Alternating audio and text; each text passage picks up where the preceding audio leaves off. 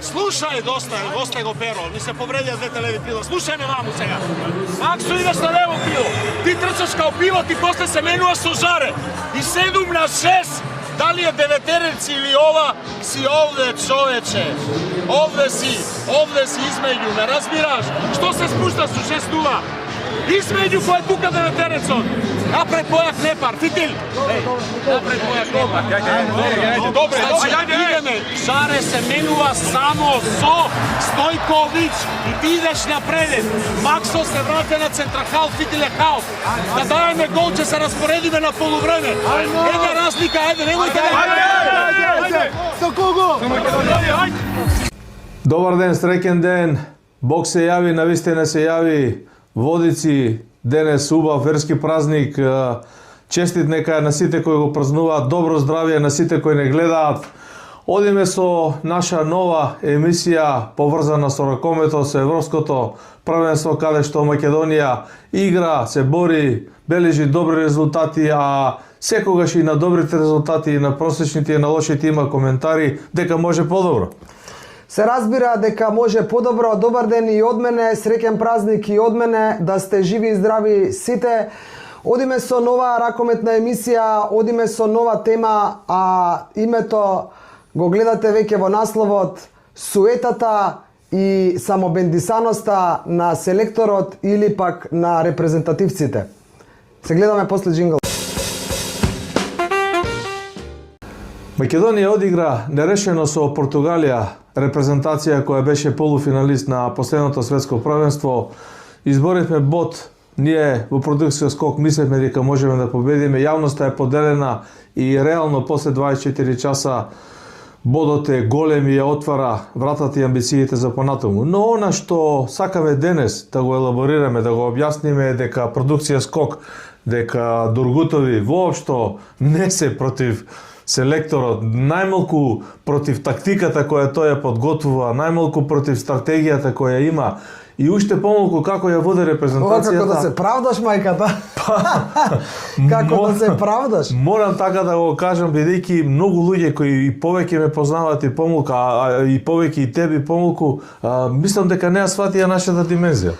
Значи, имаме луѓе кои што не следат, благодарност до новите следачи, до новите претплатници, благодарност до сите коментари, сите ќе бидете исклучени од нашиот YouTube канал и од нашите Facebook или не знам кои профили, доколку бидете непристојни, односно доколку директно и лично ги навредувате Лазаров, репрезентативците или пак нас и нашата емисија. Тие се помалку. Тие се за среќа помалку, можете да критикувате. Умерените коментари, издржаните коментари, она се тие кои доминираат. Така е.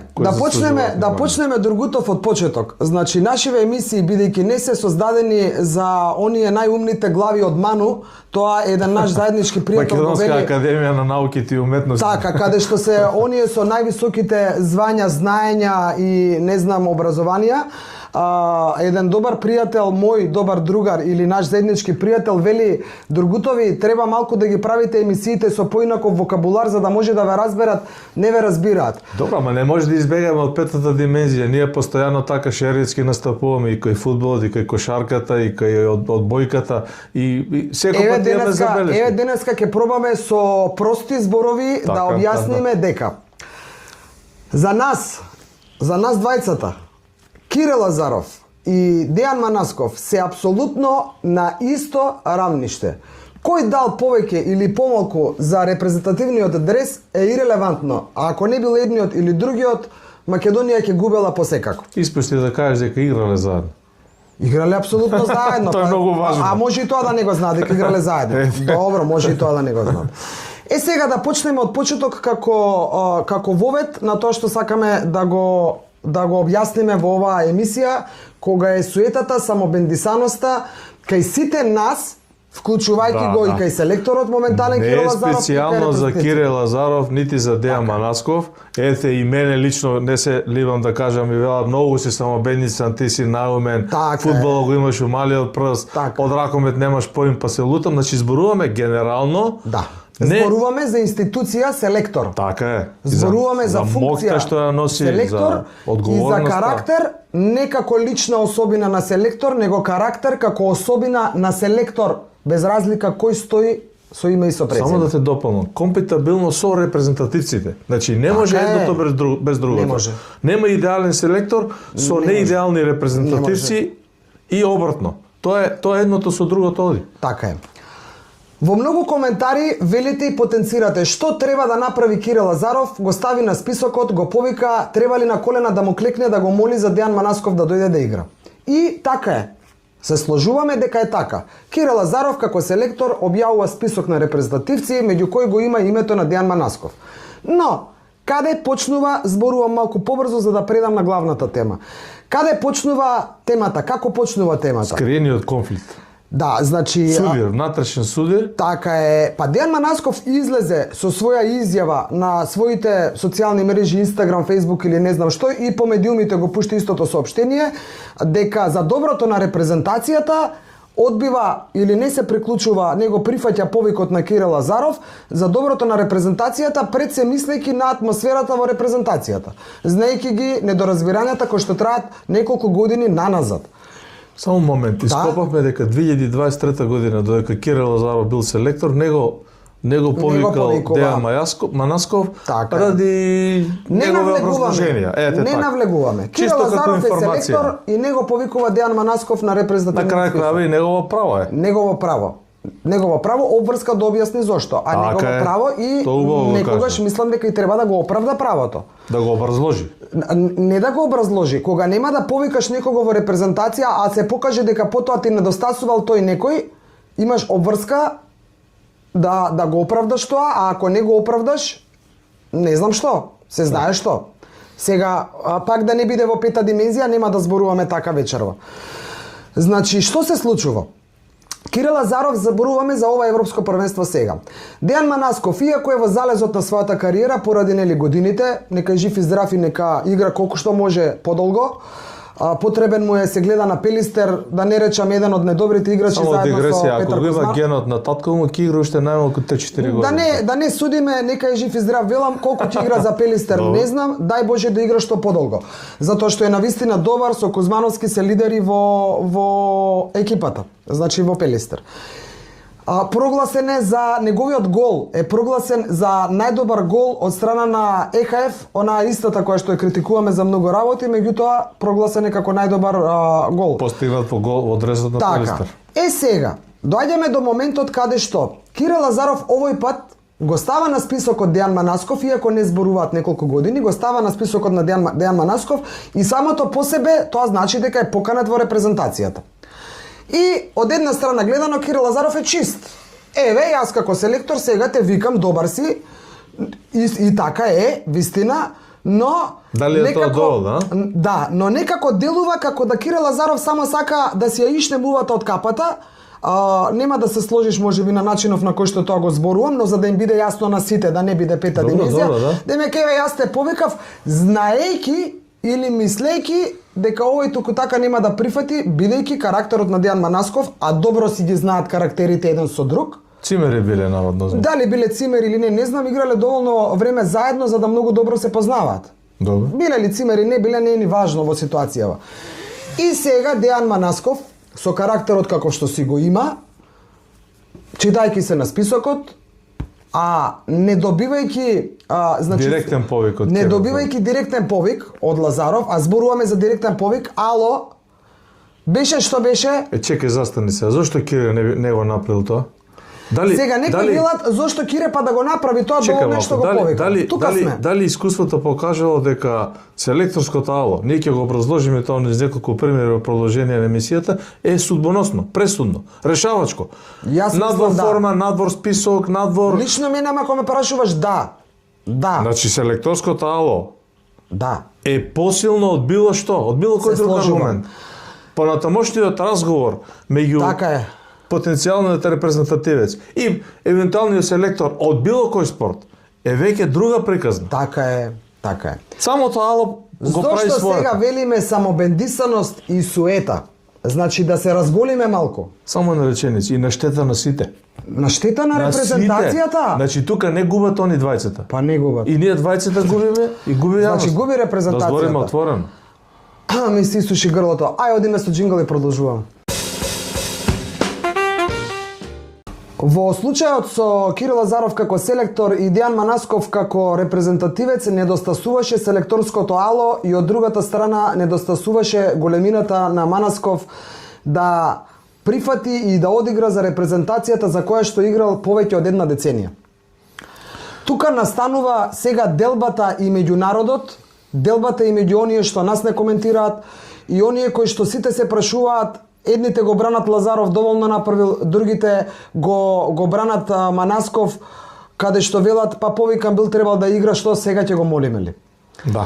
Имаме многу такви ова најпросто кажано не изостанува ни повикот, условно кажано, проформа ако требало повик, не изостанува и реакција од другата страна која вели не сакам да играм. И тоа не е доволно, тоа е проблемот. Сега, еден заеднички пријател нивни, исто така репрезентативец на Македонија, бивши долгогодишен, вели вака ми вели. Викам, добро бе, до толку ли е работата меѓу Лазаров и Манасков скршена? За репрезентација зборуваме, не зборуваме за да си одат на гости. Не зборуваме за овој го викнал во клубот кај него да игра и овој не сака да игра затоа што овој ќе му биде тренер. Значи зборуваме за македонската ракометна репрезентација, каде што двајцата гинеле, двајцата заедно се потеле, крвареле или не знам што. И тука нема ништо спорно. И знаеш ли што ми вели? Да? Значи, нема да го кажам името и презимето, огромно ракометно име и презиме. Ми вели вака. Наташа, како да не ги знаеш приликите и самобендисаноста, приликите во ракометот и самобендисаноста и суетата и кај едниот и кај другиот, но повеќе кај Лазаров. Му велам зошто? Што требаше? Јас прашувам исто како гледачите што прашуваат. Добре. Што требаше Лазаров да направи повеќе од тоа што го повикува во списокот? Човекот вели вака.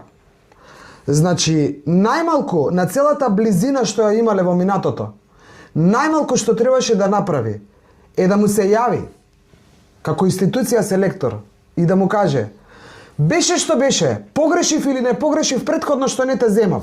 Можеш да се лутиш и да ти стои или да не се лутиш. Да изглуми, да рече намерно погрешив, извини што не те земав, сега те вика. Браво! Браво! И сега што, ако го направи тоа Лазаров, ќе му падне чинот? Не. Ама ако одбие Дејан Манасков во таа ситуација... Тогаш пукајте!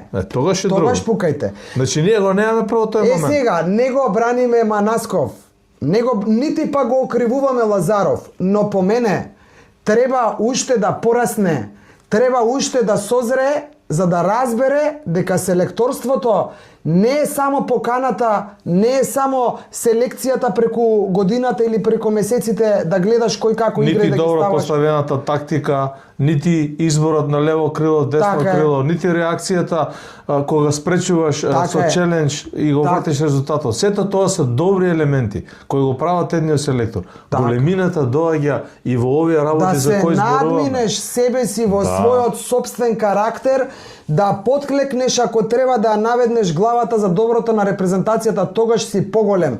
Затоа критикуваме и затоа велиме суетите тргнете ги во името на репрезентацијата. Исто е Бедургутов со фудбалот. А каде е Дејан во приказката сега? Дејан си пушти едно соопштение до медиумите. Тоа доволно беше? Значи, затоа велам, доволно. За него доволно. Не сакам ни да го анализирам, не го омаловажувам. Мене Дејан не ми е сега репер за да го анализирам. Значи, Дејан одбил да игра за репрезентацијата и секој пат ќе му стои како црн печат дека одбил да игра за репрезентацијата. Колку и да бил Емеко право? Па по мене не може да биде во право. Не, условно по него право. И ти не ме разбираш сега. По него во право. Значи така е. Дејан Манасков, за оние што не разбирате и што не сте од ману.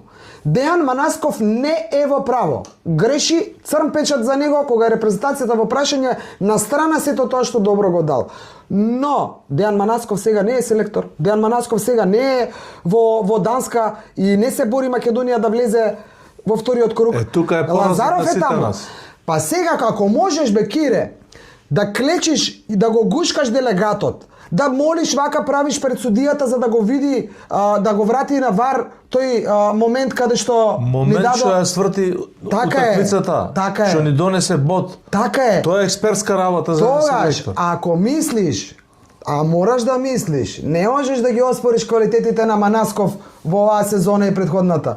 Значи мораш да мислиш дека и како ти е потребен. Тогаш ќе си најдеш начин, без молење, без не знам, ти си знаеш каков начин. Ќе си најдеш начин како да пристапиш до Дејан Манасков на начин кој што ќе биде успешен, за да он дојде во репрезентацијата. Да не може да каже не сакам да дојде. Така е. Да биде ставен пред свршен чин, ама Така треба е. да го изработиш тоа. Тука А ако дојде негативен одговор од другата страна во такви околности, Да. тогаш веќе стапот подебели од крај оди на страната на тој што одбива. Така е. Ете тука е нашето посочување во минатата емисија кога велиме треба да се одважи Кирил Лазаров и зошто Манасков е Не потребен. дека го критикуваме дали е лоша тактика, дали е... Он ја водеше супер екипата. Да најдеш такви решенија, сега да не елаборираме, да не го трошиме времето, Така е. да го изводиш тој целиот надпревар со сите тие проблеми Така е. против Португалија, да се вратиш од 5 негатива. Покажува. Тоа не може да зборуваме ние за Така е. тоа. Тоа е Сега, како да го подкрепиме ова што ние го зборуваме? Значи зборуваме за институција селектор, дека селекторот не треба само по себе да биде почитувано име и презиме, нели, прифатано. Тоа по дефолт треба да биде така. Така, при има самото X наименување. примери. Значи, луѓе, има X примери во светот, кај нас овдека во Македонија, во другите спортови во нашава држава и надвор од државава, каде што кажуваат која е големината на селекторите. Да ги кажеме и ние. Ајде, После джинглот. после джинглот.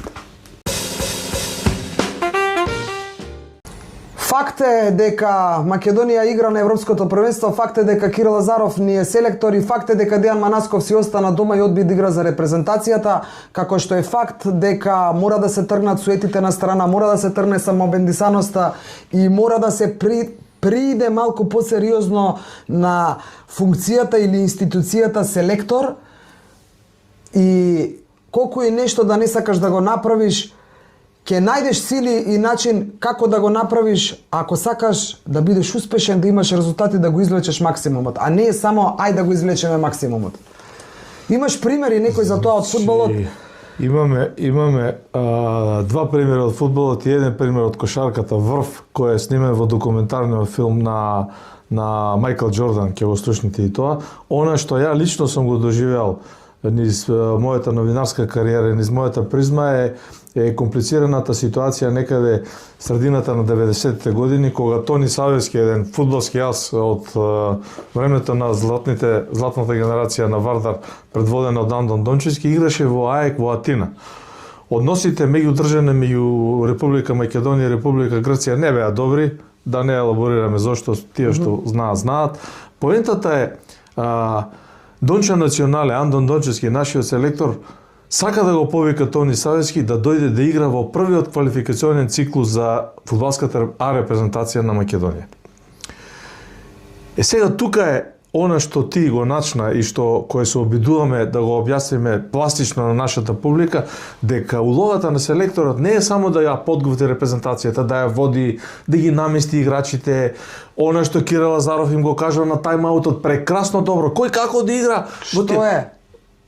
Да изигра и пред утакмицата во некои моменти да го донесе главниот играч. Тони Савевски сака ли да игра за репрезентацијата? Тони Савевски сака да игра, не може да дојде прво ради меѓудржавните односи, второ не го пуштаат клубот не го пушта АЕК, бидејќи не беше се уште регулирано тоа со прописите на УЕФА и ФИФА. Што направи Дончо? Дончо го зема телефонот, не спие 48 часа, ги врти сите можни коцки и го наоѓа Душан Бајевик како негов долгогодишен пријател преку трети лица. Кој бил Душан Бајевик? Душан Бајевик е тренер на АЕК, деветка од златните генерации на Југославија, центарфор, кој на Заир му даде 3 гола 74-та на Мондијалот. Абе не ми бега темата и го наоѓа добро? Значи Дончо зборува со Душан Бајевик и го убедува да го пушти Тони Савевски да дојде да игра за репрезентацијата на Македонија.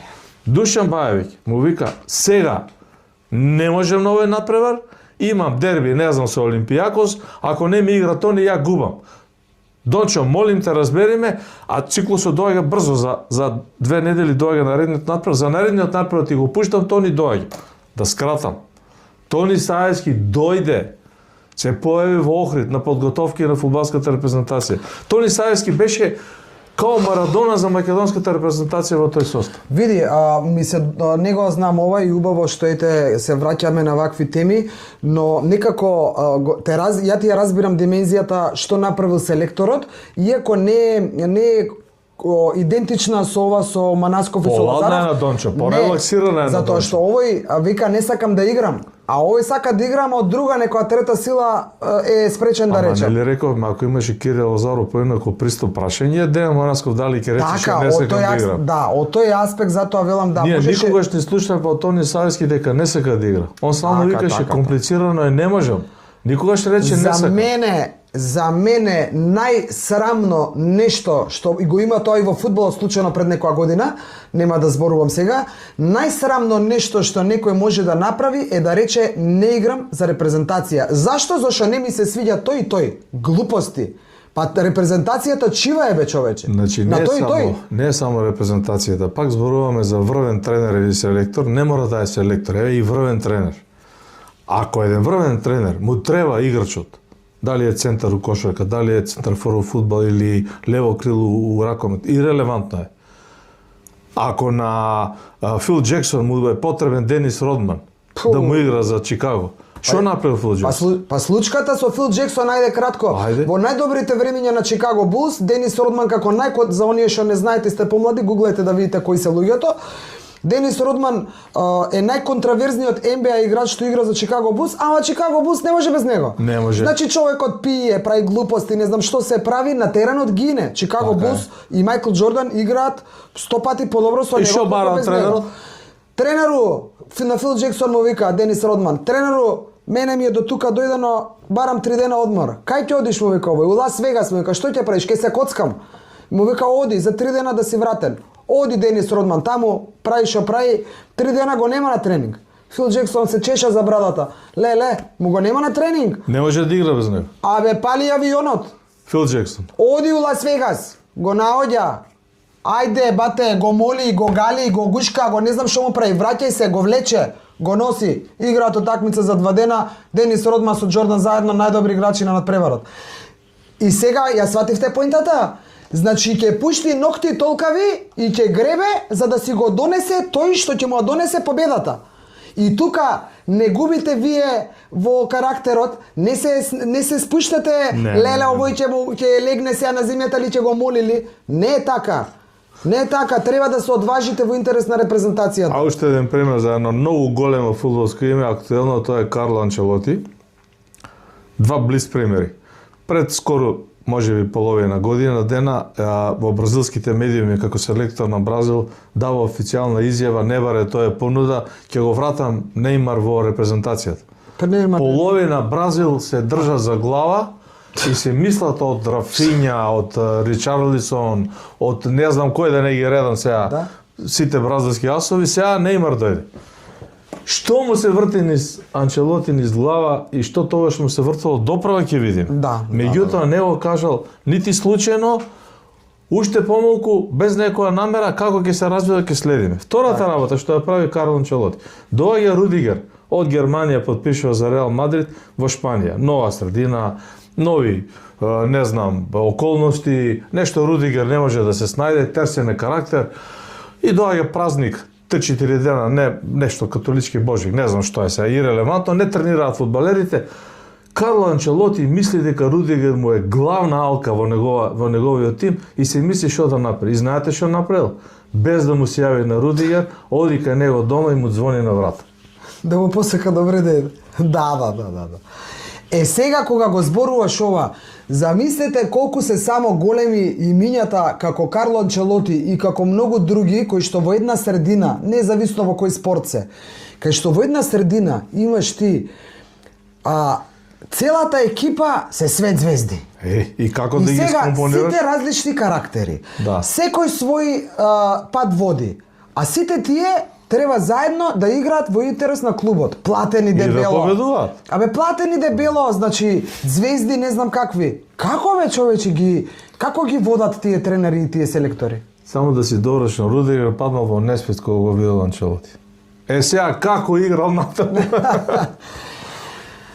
Тоа Тоа е пораката што сакаме да ја пратиме до нашиот селектор Кирил Лазаров, тоа е пораката што сакаме да ја испратиме до сите селектори. До Дејан Манасков да ја пратиме, да не го забораваш, да не ни пишуваат пак го браните сега па Дејан Манасков.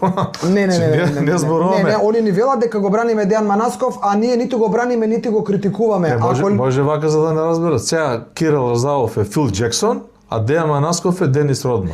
Па еве имаме најнова ситуација. Па што не направи да го викне, да го извади, да го донесе? Ништо, таа е завршена прича веќе. Ама добро, сега од тука кога беше не можеа да се видат. Еве го сега 2 крила повредени на надпреварот со Португалија, сега го носат Охриѓанецов. Значи, поентата е и пораката е исто така и до вас. Да размислиме и да се одважиме. Да се одважиме во сите спортови. Не можеме постојано све ние нешто да сме така, ајде видиме, можеме. Уште една забелешка ќе кажам за Кирил Лазаров, иако не ми беше воопшто во главата. Сега ќе кажам забелешка за Кирил Лазаров. Значи не може пред надпреварот со Данска и Португалија, не може, он де факто може, ама по мене не е добро. Да даваш изјава со токав огромен респект кон тие репрезентации. А овамо на теренот да се покажува дека можеш да се носиш со нив и да бидеш равноправен. Може да е тактичка варка тоа. И кога ќе се наполни салата со нашите, со фалангата и со нашите навивачи, и кога ќе букне таа атмосфера, и кога ќе зоврие крвта на Кузмановски и на сите останати, и кога ќе видиме дека можеме да се бориме и дека можеме да пружиме повеќе од тоа што претходно сме го виделе на истиот тој терен, тогаш сите почињаме некако да се претвараме и не знам, леле па дај сега. Зашто бе да не тргнеме од почеток дека можеме да победиме? Зашто сме воздржани? Ова е малку и во другите спортови. А затоа реков и за другите спортови. Ама затоа реков. Ајде уште од сега ќе почнеме за фудбалот у март. Гоце Седловски сега нека почне да дава изјави. Видете, Данска е многу силна, а ние сме тие што сме. Не, почека, ама Гоце Седловски седна и рече ќе играме офанзивно. Ама затоа велам сега како пример го кажувам. И што ако кажеш, ние не знаеме дека Данска е силна? Не знаеме дека е тешко, не знаеме дека ние сме аутседени. Чекај, Ракомец е актуелни светски прваци и олимписки прваци. Па што кој што треба да ми кажеш? Ама на теренот покажуваме друго. И против Португал, ако го имаше победничкиот менталитет уште од самиот почеток, можеби ќе беше поинаку. Може би. Тука се испреплетува. Ако Игор Ангеловски мрме, не го најде за пријател Гого Јовчев, не му се молеше и клечеше кај Гого Јовчев, да одат кај Горан Пандев и Гого Јовчев да го убеди, да се врати во репрезентацијата. Ние немаше да се пласираме на Европско првенство. Така е. Значи немаше да се пласираме, ја тврдам пред сите. Апсолутно. Долго време не сум ја знаел вистината, сум мислел дека Мрме го изведе тој чекор, Мрме го молел Пандев, излезе дека Гого Јовчев го замолил Пандев. Ел Гранде Пандев се врати. Да. Значи можеше и Пандев да биде како Манасков да рече неќем да играм. Да бе да. Па сега Манасков ќе игравме на Европско првенство. Немаше да играм. Букурешт никогаш. Па сега излага дека Манасков е поголем од Пандев. Не бе. Дејан може да се лути колку сака. Не. Значи не можете да погазувате репрезентацијата вака затоа што се скарале еден со друг. И едниот и другиот ја погазувате. Овој затоа што не успева да најде, не е доволно созрен, пак ќе кажам, па лутете се колку сакате. Не е доволно созрен како селектор за да разбере дека да биде итар, да биде не знам каков да биде, немам промуќурен не е израз, да најде начин како да допре до Манасков и да го донесе бе. Ма она што го прави изворедно, кој ги советува на тајмаутот како да го работат, по мене е потешко. Па така е. Тоа е потешкото. Ако два леви бека ти се повредат, а ти имаш 2-3 минути да најдеш решение и го наоѓаш. Така е. Тука имаш 2-3 недели да размислуваш како да го убедиш некој да прифати нешто. Така е бе. Јас да сум била на местото на Кирил Лазаров, не знам што ќе направам. Дали преку Пепи, па ако збори, вали да збори со Пепи, со татко му. Дали преку не знам најдоброто, не знам ќе му најдам слабата точка. Ги кажавме примерите, поентата е ако Дејан Манасков играше ново европско првенство, ние ќе победевме Португалија. Се работата е шта би било кад би било. Не би шта би било, ќе ја победевме. Абе и да не судеа босанци не вчера што судеа, може ќе беше поинаку. Него не е тоа поентата сега, ако Дејан Манасков беше, ако баба беше дедо беше Добро. мачко, ке беше баба, како беше Така е, тоа? се Глупост. согласувам. Ме разбираш? Носат емоциите дека ќе победат. Да, не бе, другото. Да сватиме, да се одважиме репрезентациите наши се во прашање. Тоа е поважното. Тоа е најважното. Тоа е најважното, така е. Кирил Лазаров па ја добил максималната поддршка од сите нас. Од кого не добил Кирил Лазаров поддршка треба за да ја има, репрезентацијата? и треба Па ја да ја има. Ама дајте, одважувајте се малку, наведнувајте ја малку главата навидум, наведнувајте ја, за да го добиете тоа што го сакате. За да ја видиме големата слика. А големата слика е да одиме чекор понапред, а не 8 години поред се надпреваруваме, 8 години поред не можеме групата да ја поминеме. И кој губи, сите губи. Па сите губиме. Толку. Ке остане црна дамка за Дејан Манасков што не прифатил, но ке остане и по мене црна дамка за Лазаров затоа што Не направил се. Така е. Не направил се за да го донесе. Така е. Ајде се одјави се ти, се изморив. Да му порачам на Гоце Седловски да не прави вакви грешки учекори. Да му порачаш. Добро, шегата на страна, повторно ни се данците на Мегдан 26:31 до тогаш фокусирани сме на ракометот. 20 јануари играме со Романија. Повторно ќе го пофалиме Кирил Лазаров и јавно ќе го изнесеме нашиот став дека има поддршката. Најмалку го критикуваме за тоа кое знае да го работи можеби најдобро од сите, зборуваме за нешто друго, да не се повторувам. И многу ме бенди се и мене и сите и пријателите и јавноста дека треба да ја победиме Романија макар и со половина гол. Тоа е тоа.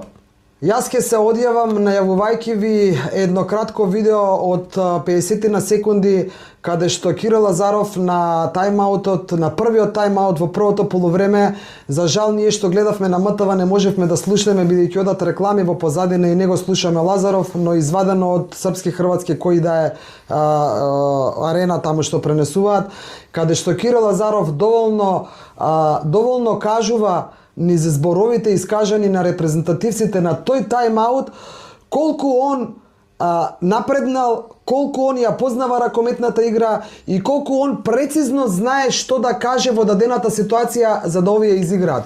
Тој што играл ракомет, тој што играл фудбал, знае колку е полесно или друг спорт, кога селекторот или тренерот точно ќе ти каже кај да се движиш, што да направиш, а не ајде дај соберете се, бранете се па да издржиме не знам што. Значи, браво за Лазаров, за тоа што го слушнав на тајмаутот, тоа ми дава надеж дека годините и времето ќе покаже дека навистина ќе имаме прекрасен селектор, ама малку суетата да биде трната на страна. Ајде, тоа е се од нас за вас. Бидете пристојни во коментарите. Другутов не дозволува одма одите на блог ако лични навреди искажувате. Критики максимално без Критикуете навреди. на нас, посочувајте ни, сите грешиме, апсолутно се сложуваме тука, секој имаме различно мислење, грешиме некогаш, да, знаеме да сгрешиме. Стиснете лайк и subscribe доколку сакате и во очекување на надпреварот против Романија, заеднички со поддршката од македонците долу на теренот, од нашите расејани низ Европа, да одиме до таа посакувана победа, па што биде после нека биде. Јас се надевам, оптимисти сме, ќе навиваме, ќе викаме пак, ќе критикуваме, ќе направиме емисија после победата против Романија со 1 или половина гол. Чулте Господ, се гледаме. До скоро. Слушај, доста го перо, ми се повредија двете леви крила. Слушај ме ваму сега. Максо идеш на лево крило, ти трчаш као пилот и после се менува со жаре. И 7 на 6, дали е деветерец или ова, си овде, човече. Овде си измеѓу, не разбираш? Што се спушта со 6-0? Измеѓу кој е тука деветерецот. Напред Бојак Непар, Фитил. Напред Бојак Непар. Добре, идеме. Жаре се менува само со Стојковиќ и ти идеш напред. Максо се враќа на центрахал, Фитил е хаос. Да дајме гол, ќе се распоредиме на полувреме. Една разлика, ајде, немојте да... Со кого? Ајде!